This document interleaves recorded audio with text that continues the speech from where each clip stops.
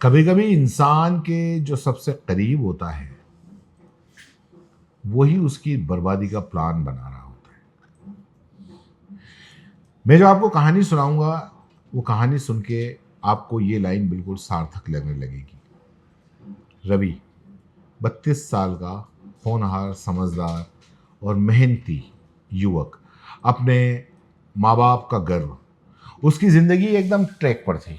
अच्छा घर, सुंदर पत्नी, स्टेबल कैरियर, जैसे कि कोई फिल्म का हीरो हो जिसकी लाइफ में सब कुछ परफेक्ट हो।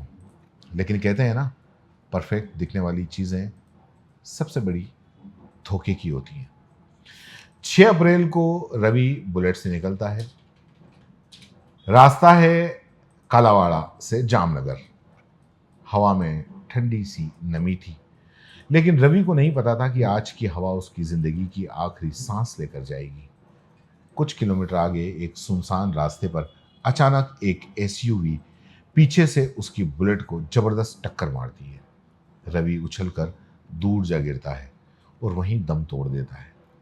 सामने से देखने पे ये बिल्कुल एक्सीडेंट था, लेकिन कहानी में ट्विस्ट है और कहानी यहां खत्म नहीं होती, क्योंकि इसके पीछे बहुत बड़ा राज छुपा हुआ है। रवि की मौत हो गई, एक्सीडेंट लगने लगा, पुलिस आती है, केस दर्ज होता है। धारा 304 ए, नेग्लिजेंसी से हुई मौत। लेकिन जो कोई नहीं जानता था वो ये कि ये एक्सीडेंट नहीं था।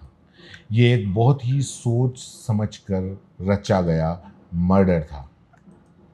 और अब ये था कि इस मर्डर का मास्टरमाइंड कौन। 4 साल पहले कहानी शुरू होती है, जब प्यार, शादी और धोखा ये एक साथ शुरू हुए। रवि और रिंकल की शादी को 4 साल हो चुके। रवि रिंकल से बेपनाह मोहब्बत करता था, उसकी हर ख्वाहिश पूरी करता था, घूमने फिरने से लेकर लग्जरी लाइफ तक। घर में कोई कमी नहीं थी, संपन्न परिवार था।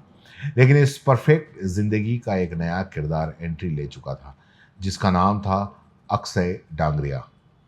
अक्षय भी शादीशुदा था, लेकिन रिंकल से मिलने के बाद में दोनों के बीच जो दोस्ती शुरू हुई वो जल्द ही अवैध रिश्तों में बदल गई।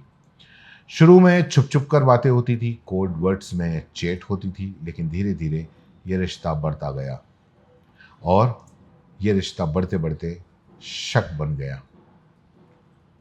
और फिर जो प्यार था, उस प्यार में भी शक, जुनून, सब कुछ आ गया। इतना ही नहीं, अक्षय ने इस प्यार की वजह से जो अपनी बीवी थी उसको भी तलाक दे दी। और अब वो ये चाहता था कि जो रिंकल है वो रिंकल अब रवि को छोड़ दे और छोड़ने के बाद में वो मेरे साथ में रहे। जब रवि को इस सच का एहसास हुआ एक दिन, दरअसल रवि ने रिंकल के फोन में अक्षय के साथ चैट पकड़ ली। उसने देखा कि चैट है वो काफ़ी प्यार वाली और अश्लील भी है। घर में उनके काफ़ी झगड़ा हुआ, काफ़ी बहस हुई, लेकिन क्योंकि रवि एक अच्छा आदमी था और उसने एक अच्छे पति, एक बेटे और अच्छे इंसान की तरह उसने बिहेव किया, रिंकल को समझाया।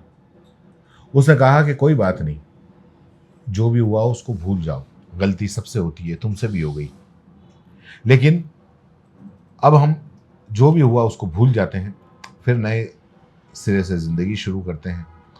अगर मान लो हम अलग हो गए, जो हमारे माँ बाप हैं वो टूट जाएंगे, इसलिए चलो एक नई शुरुआत करते हैं। लेकिन इधर जो रिंकल थी उस पर भी इश्क का भूत चढ़ा हुआ था। उसे न पछतावा हुआ और न ही उसका कोई रुकने का इरादा था। उसे चाहिए था सिर्फ अक्षय, एक ऐसी जिंदगी जिसमें रवि की कोई जगह नहीं थी, चाहे रवि उसके लिए कितना भी प्यार क्यों न करता हो। और इसी में एक ऐसी खतरनाक स्क्रिप्ट तैयार कर दी रिंकल और अक्षय ने मिलके कि पूछो मत।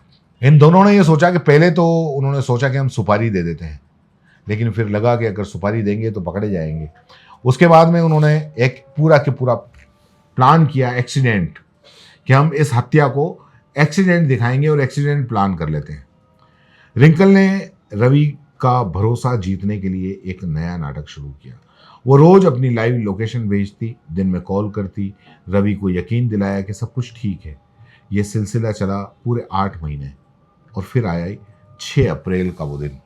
रवि बुलेट से निकला। रास्ते में तैयार खड़ा था अक्षय एसयूवी लेकर, जिसका नंबर था GJ20Q8262 और पहले ही उसको सारी लोकेशंस वो रिंकल दे चुकी थी, क्योंकि रिंकल को पता होता था कि रवि कहाँ है। और उसके पीछे पीछे उसको ट्रैक करते हुए अक्षय जैसे ही सुनसान सड़क देखी, अक्षय ने बुलेट को जबरदस्त टक्कर मार दी और भाग गया। टक्कर के बाद में रवि की मौत हो जाती है। अब पुलिस को शुरुआत में तो कुछ समझ नहीं आया, लेकिन फिर एक सीसीटीवी फुटेज में कहीं एसयूवी दिखी। गाड़ी की पहचान होती है, उसके जो रजिस्टर्ड था वो अक्षय डांगरिया के नाम था। अक्षय को बुलाया जाता है, पूछताछ होती है।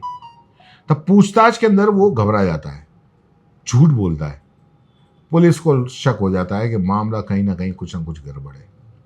इधर रवि के पिता को जब ये पता चलता है और वो अक्षय का नाम सुनते हैं तो उन्हें शक हो जाता है। वो पुलिस को बताते हैं कि अक्षय और रिंकल के बीच में कुछ न कुछ चल रहा था और इसकी वजह से उनके बेटे और उसकी पत्नी रिंकल के बीच में भी झगड़े हो चुके हैं।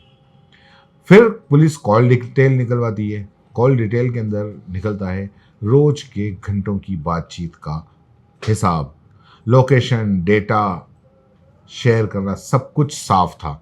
और फिर होती है गिरफ्तारी और पूछताछ। अक्षय कबूल करता है कि मैंने अपनी पत्नी को तलाक दिया, लेकिन रिंकल नहीं दे पा रही थी, तो हमने प्लान बनाया कि रवि को ख़त्म कर देते हैं ताकि एक नई ज़िंदगी शुरू कर सकें। रिंकल भी कबूल करती है कि मैं अब रवि को नहीं चाहती थी, वो सिर्फ एक रुकावट था मेरी और अक्षय की ज़िंदगी के अंदर, और इसी वजह से उसका कत्ल किया। रोज़ उसको लाइव लोकेशन भेजती और लाइव लोकेशन भेज के, और वो चाहती थी कि वो एक्सीडेंट लगे और उसके बाद में वो अक्षय के साथ में अपनी ज़िंदगी हंसी खुशी गुजारे। लेकिन कहते हैं ना कि कोई कितना भी शाड़ा क्यों नहीं हो, सबूत छूट ही जाते हैं। आपको कैसी लगी ये स्टोरी नीचे कमेंट बॉक्स में जरूर बताएं, अपना कमेंट जरूर करें। धन्यवाद।